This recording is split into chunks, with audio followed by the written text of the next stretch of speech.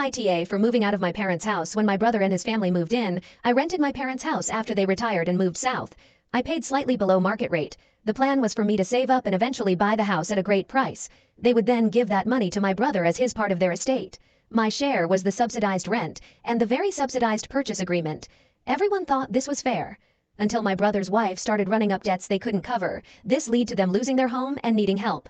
I love my brother and my nephews, so when my mom asked me if they could move in, I talked to my husband and we agreed. We are in the process of adopting 2 siblings, but we are still not there. It was only going to be temporary, so why not half off the rent for a few months would totally help us with the down payment and expenses. They moved in February. When March rolled around, I transferred half my usual rent to my parents. My mom called to ask me where the rest was. I said I assumed that Brad was paying the other half. Nope. I had to pay all the rent. I asked why I had to pay for them to stay in my house. My mom said it wasn't my house yet and that I was being mouthy.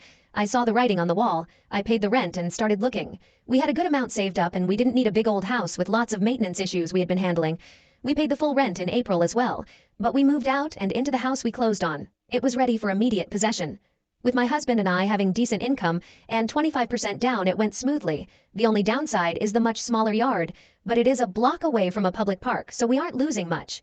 I did tell my parents we were leaving. May 1st, I got another call from my mom. She wanted the rent. I said I wasn't living there anymore. She said I was breaking our deal.